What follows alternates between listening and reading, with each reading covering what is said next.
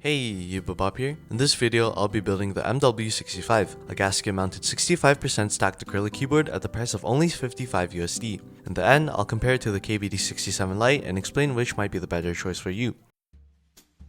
Opening up the foam packaging reveals two different compartments, one with the PCB and miscellaneous parts and the other containing the acrylic panels. In addition, there are also two bags. One contains the screws for the case/feet and pour-on strips for the gasket system. The second bag contains the acrylic pieces for the feet.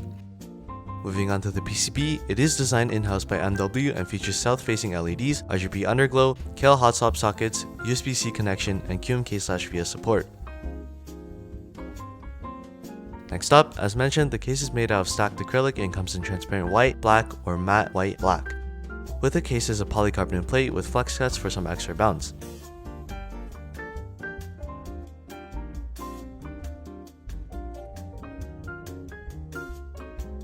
To begin modding, I apply 3 layers of masking tape to the back of the PCB, 2 layers green and the last white so the bottom of the keyboard won't look as jarring. Once I'm done with that, I poke holes through the tape for the stabilizer screws later on. Next, I cut a layer of PE foam matching the PCB dimensions. For the stabilizers, at the moment I only had Everglide V1 screw-in stabilizers and I tried my best to make them sound good. Fully mod, wire balancing, and relooping, but still, I noticed there's a bit of rattle as you can see here.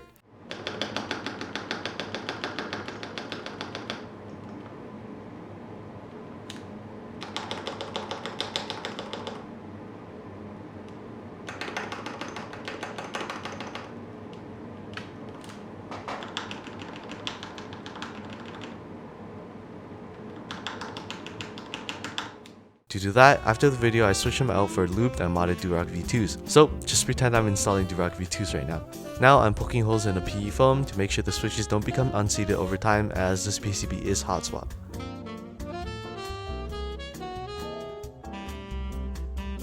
Moving on, we can now begin assembling the case feet. I unpeel the paper layers and sort them into 3 different groups. The first is shaped like this, I'll call it the edge piece. The second is shaped like this, I'll call this one the normal piece. And finally, the third piece looks like this, I'll call it the nut piece. The seller actually provides you with 1 extra of each, so you can remove 1 from each group, leaving you with 4 pieces per group. Next, you want to take the bag of screws from earlier and find the longer standoff.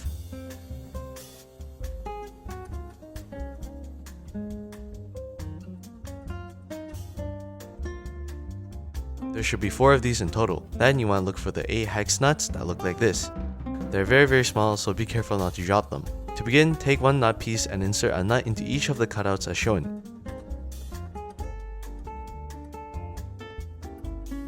Repeat this once more with another nut piece.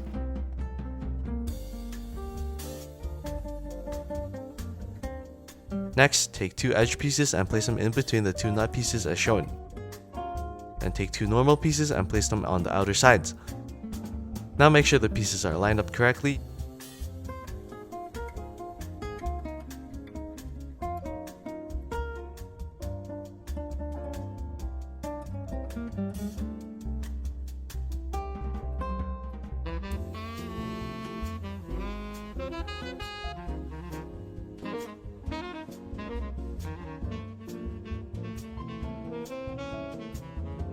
After complete, take 4 screws and install them into the standoffs.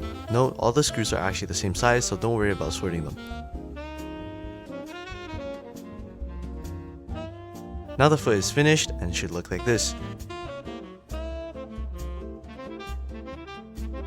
Repeat these steps for the other foot. Moving on to the case, remove the paper protection layers and find the base plate that should look like this. Take the assembled feet and insert them into the cutouts. You want to make sure the USB cutout on the base plate is on top left when facing up. Then take 4 screws and insert them into the hex bolts in the foot.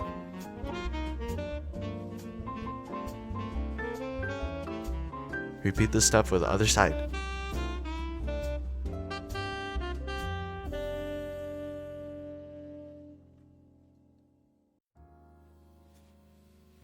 Coming back to the PCB, I installed the polycarbonate plate in preparation to install looped Taxi Diamond linears. They are a super smooth mid-range switch using UHMWPE, the same material found in C3 tangerines. Afterwards, I installed the pour-on strips on the sides of the plate. Back to the case, I installed the 8 shorter standoffs on the base plate. Then I stacked the layers, dusted everything off, and screwed the case together.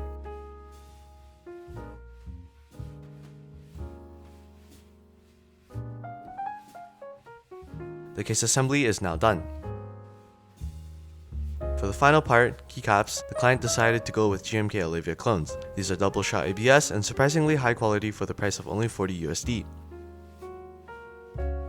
After installing the keycaps, the build is now complete.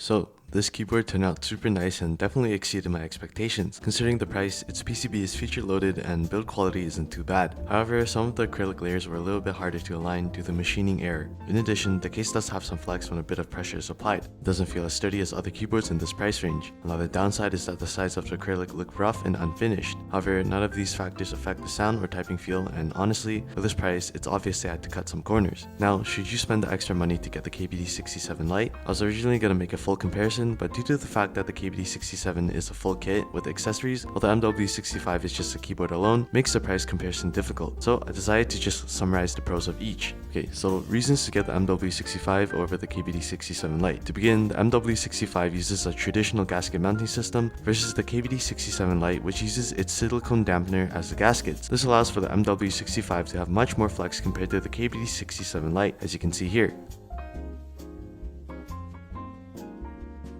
This, in my opinion, allows the MW65 to sound and feel better while typing. This doesn't mean that the KBD67 Lite sounds bad or feels bad in any way, it's just my opinion that the MW65 is better. Number 2, the whole MW65 kit costs the same as the KBD67 Lite PCB, yet it provides the same functions and features.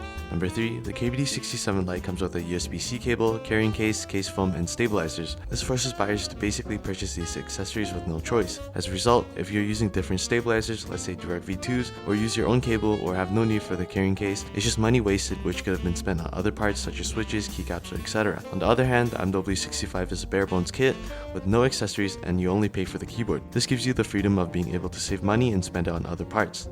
Okay, now reasons to get the KBD67 Lite. The overall unboxing experience of this keyboard was miles ahead of what the MW65 had to offer. The KBD67 Lite is packaged nicely and even has a guide on how to build the keyboard. It is obvious that KBD fans had the customer's experience in mind. The MW65 on the other hand just came in a simple black packaging wrapped in bubble wrap. No logos, no notes, no nothing.